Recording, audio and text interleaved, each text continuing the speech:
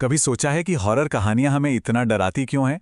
आखिर वो कैसे सस्पेंस और डर का एक ऐसा माहौल बना देती हैं कि हम हिल भी नहीं पाते?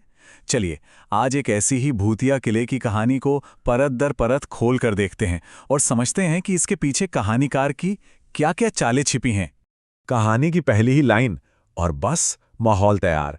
सिर्फ एक वाक्य से ही अकेलापन और किसी आने वाले खतरे का एहसास होने लगता है। यहीं से कहानी हमें अपनी गिरफ्त में लेना शुरू कर देती है। तो इस कहानी का हीरो कौन है? कोई राजा महाराजा नहीं, बल्कि आज के जमाने का एक हीरो, एक यूट्यूबर जो एक बदनाम भूतिया किले की तरफ बढ़ रहा है। देखते हैं उसका मकसद क्या है। मिलिए आर्यन से।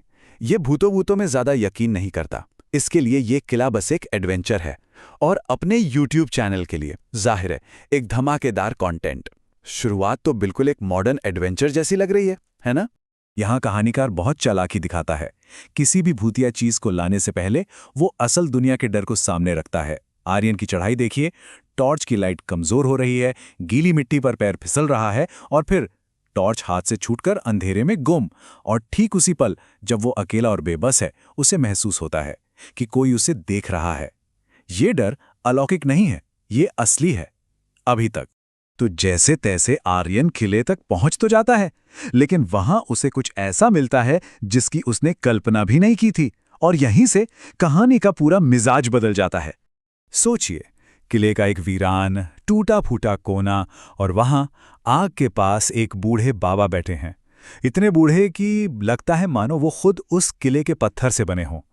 अब इतनी सुनसान और खतरनाक जगह पर किसी का इतनी शांति से बैठना अपने आप में ही कितना अजीब है। और यहां देखिए, किले को लेके दो बिल्कुल अलग अलग नजरिए। आर्यन को वहां खूबसूरती और शांति दिख रही है, लेकिन बाबा का जवाब वो रोंगटे खड़े कर देता है। वो कहते हैं, बेटा, ये जगह कभी खाली नहीं होती, बस लोग देख नहीं पाते।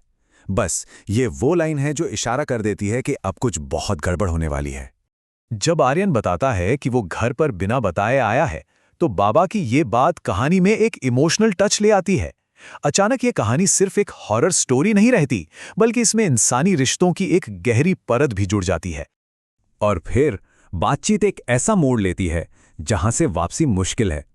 बाबा एक कहानी सुनाना शुरू करते हैं, एक ऐसे लड़के की कहानी जो, आप सही समझे, बिल्कुल आर्यन जैसा था। इसे कहते हैं कहानी के अंदर कहानी, एक ऐसी ट्रिक जो हमारी असलियत की समझ को हिलाकर रख देगी। बाबा बताते हैं, 1 साल पहले की बात है। ठीक आर्यन जैसा ही एक लड़का यहां आया था। वो चट्टान के बिल्कुल किनारे पर एक तस्वीर ले रहा था कि तभी उसका पैर फिसला और वो सीधा 500 फुट गहरी खाई में जा गिरा। अगली सुबह उसकी लाश तक नहीं मिली। सवाल यह है कि अगर लाश नहीं मिली, तो फिर पुलिस को उस चट्टान पर मिला क्या? उसका कैमरा, और वो भी कैसा, बिल्कुल सही सलामत, जिस पर एक खरोंच तक नहीं थी। अब जरा सोचिए, 500 फुट गिरने के बाद कैमरा कैसे बच सकता है? यहीं से दिमाग में बेचैनी शुरू हो जाती है, क्योंकि ये बात लॉजिक से परे है। लेकिन असली राज कैमरे के बाहर नहीं, अंदर था। आखिर उस कैमरे की आखिरी तस्वीर में ऐसा क्या था कि देखने वालों के भी होश उड़ गए? और ये है कहानी का सबसे खौफनाक हिस्सा।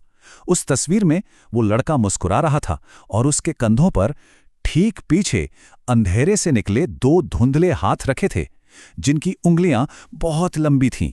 तो बाबा की कहानी खत्म होती है और हम वापस लौटते हैं आर्यन के पास, क्योंकि उस कहानी का असली मतलब तो अब सामने आने वाला है। बाबा एक बहुत गहरी बात कहते हैं, इस किले में इत्तेफाक नहीं होते बेटा, सिर्फ हिसाब किताब होते हैं। मतलब साफ है, जो कहानी सुनाई गई वो सिर्फ एक कहानी नहीं थी, उसका सीधा ताल्लुक आर्यन से है। अब बाबा आर्यन से कहते हैं, अपना कैमरा देखो। आर्यन को तो लग रहा था कि उसकी बैटरी खत्म हो गई है, पर बाबा जोर देकर कहते हैं, बैटरी खत्म नहीं हुई है। और यहीं से सच्चाई पर से पर्दा उठना शुरू होता है।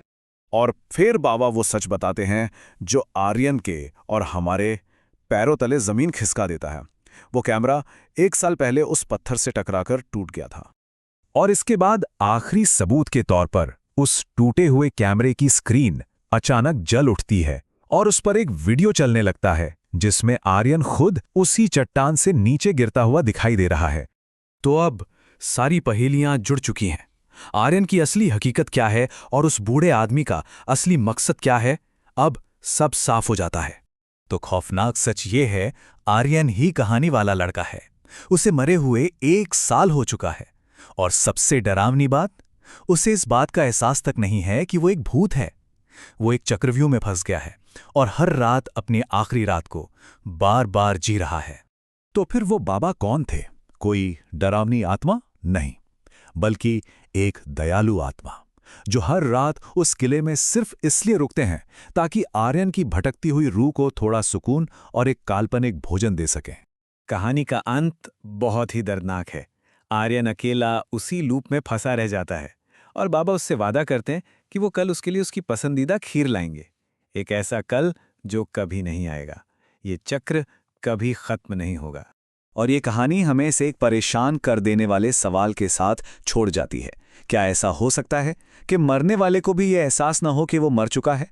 ये सवाल सिर्फ कहानी तक नहीं रहता, बल्कि हमारी अपनी असलियत की समझ पर भी एक बहुत बड़ा सवालिया निशान लगा देता है।